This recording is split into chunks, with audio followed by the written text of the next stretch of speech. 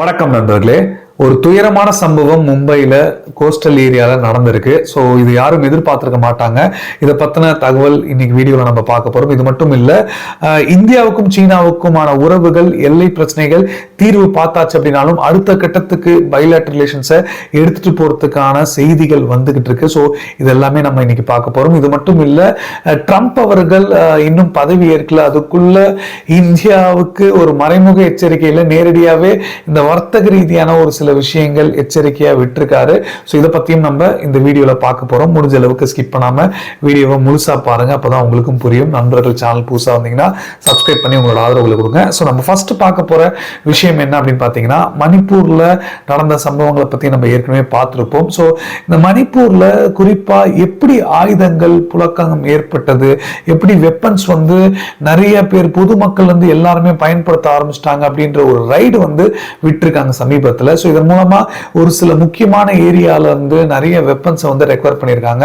So இதன் மூலமா இதை டிஸ்பிளேல வச்சு இந்த புகைப்படத்தை எக்ஸ் வலைதளங்கள்ல வெளியிட்டாங்க. ஸோ அதுல ஒரு டிவைஸ் இந்த ஸ்டார்லிங்கோட சேட்டலைட் போன் மாதிரியே இருக்கே, இந்த டிவைஸை பயன்படுத்தி தான் ஏதோ அங்க ஒரு திட்டங்கள் போடுறாங்க அப்படின்ற மாதிரியான ஒரு சில கருத்துக்கள் இந்த சமூக வலைதளங்கள்ல நெட்டிசன்ஸ் வெளியிட்டாங்க. இதுல ஒருத்தர் இலன் மஸ்கையே டேக் பண்ணி அந்த போஸ்டுக்கு ரிப்ளை போட்டிருந்தாரு.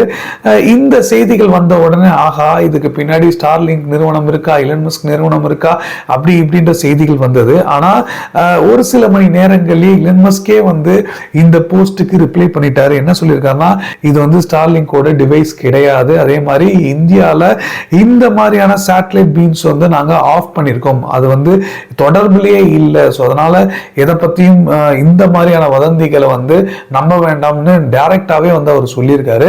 ஸோ இப்போ ஸ்டார்லிங்க் ஏற்கனவே இந்தியாவில் இந்த ஜியோ மாதிரி ஒரு நெட்வொர்க் சர்வீஸ் ப்ரொவைடரா வரணும் அப்படின்றதுக்கான ஒரு சில முயற்சிகள் தொடங்கியிருக்காங்க. ஸோ இந்த முயற்சிகள் ஒரு பக்கம் வேலை நடந்துகிட்டு இருக்கு, ஒரு காம்படிஷனா இருக்க போகுது அப்படின்ற விஷயங்கள் சொல்ல போயிட்டு இருக்கு. ஸோ ஒரு வேலை வந்துட்டாங்கன்னா இன்னும் வேகமான ஒரு ஸ்பீட் நெட்வொர்க் இந்தியர்களுக்கு கிடைக்கும் அப்படின்ற ஒரு சில கமெண்ட்ஸும் ஒரு பக்கம் வந்துட்டு இருந்தது.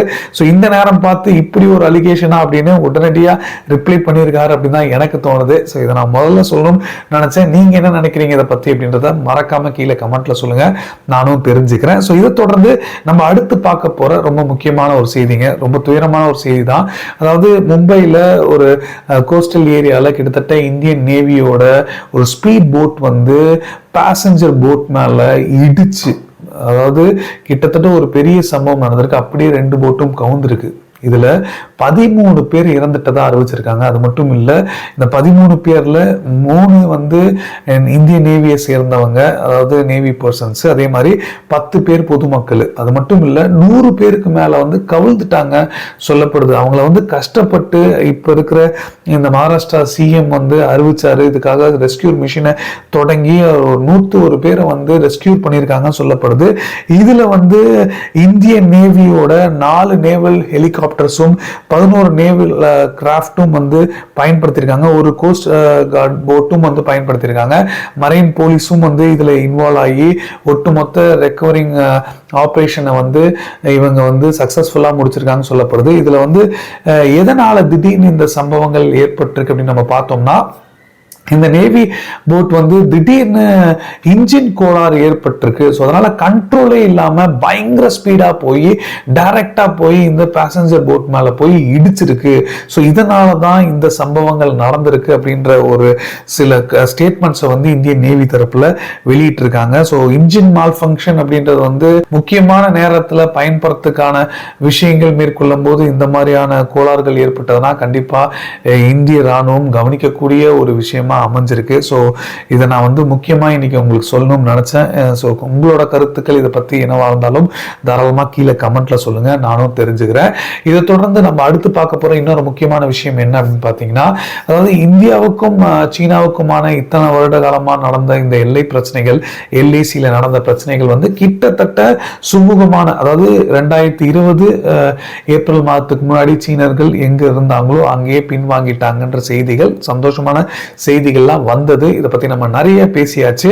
ஆனா இப்ப இந்தியாவுக்கும் சீனாவுக்குமான இந்த பாதுகாப்பு சம்பந்தப்பட்ட விஷயங்கள், அதே மாதிரி எல்லை சம்பந்தப்பட்ட விஷயங்கள் தெளிவா டிப்ளமேட்டிக்கா இதை வந்து முன் வச்சு முடிக்கணும், முழுசா முடிக்கணும் அப்படின்றதுக்கான வேலைகள் தொடங்கி இருக்கு. அதாவது இன்னைக்கு நம்ம பேசிட்டு இருக்கும் போது அஜித் டோவல் அவர்களும் அதே மாதிரி சைனாவோட ஃபாரின் மினிஸ்டர் வாங்கியும் வந்து சந்திச்சு பேசியிருக்காங்க. பேச்சுவார்த்தைகள்ல இதை பத்தின பார்டர் டிஸ்என்கேஜ்மெண்ட் பத்தி, அதுவும் டிமோச்சக்கு டெப்சாங் ஏரியால நடந்த இந்த முழுமையான பின்வாங்குற முடிவுகளுக்கு வந்து ரெண்டு பேருமே பாராட்டு தெரிவிச்சிருக்காங்க. அது மட்டும் இல்லாம இந்த ப்ராசஸ் எப்படி நடந்திருக்கு, இனி எந்த மாதிரி பிரச்சனைகளும் நடக்கக்கூடாது, இதுக்கான பேச்சுவார்த்தைகள் இரு தரப்புலையுமே வச்சுக்கிட்டாங்கன்னு சொல்லப்படுது.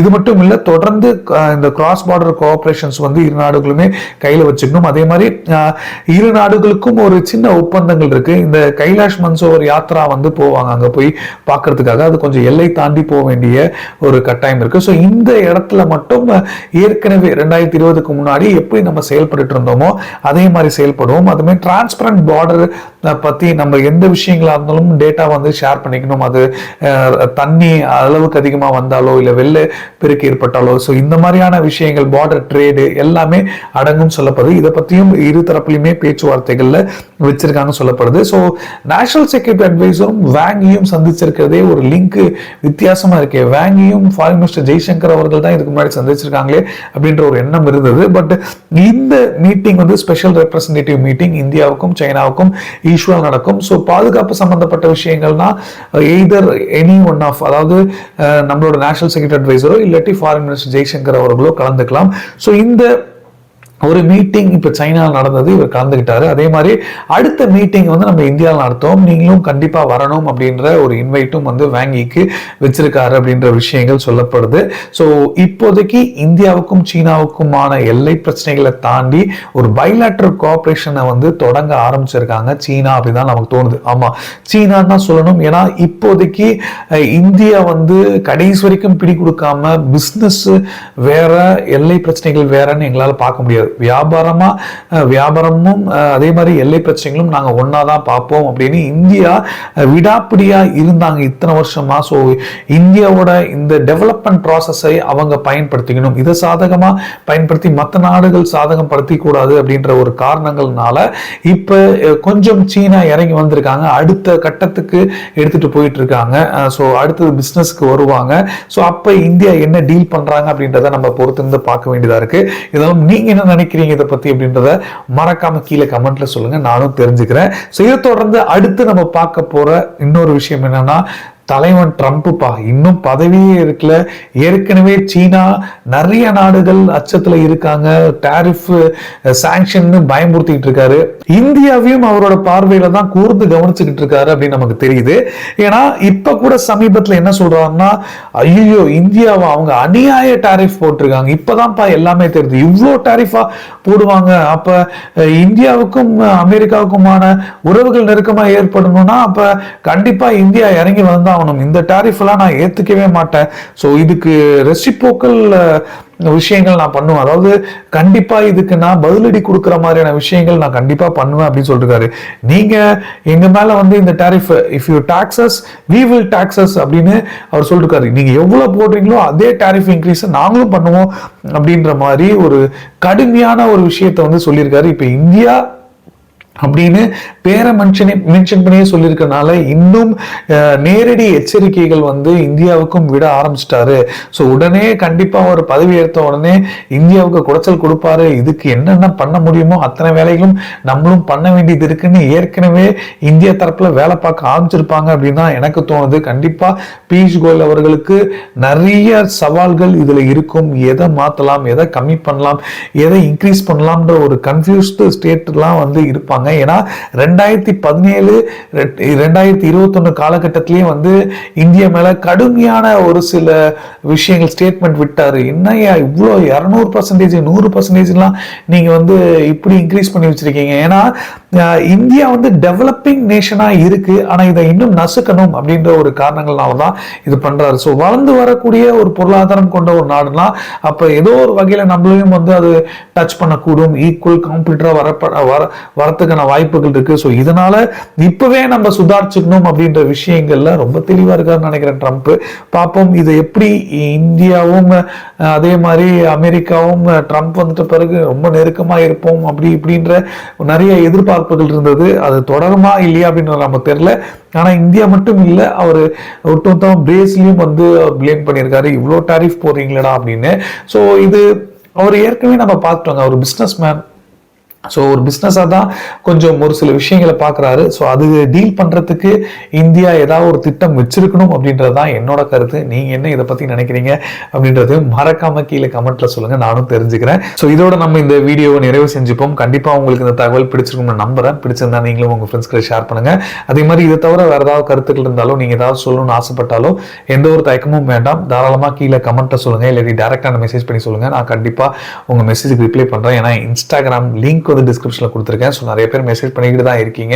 அவங்களுக்கு நான் முடிஞ்ச அளவுக்கு எல்லாருக்கும் ரிப்ளை பண்ணிட்டு தான் இருக்கேன். ஸோ ரொம்ப நன்றி. ஜெய்ஹிந்த், பாய்.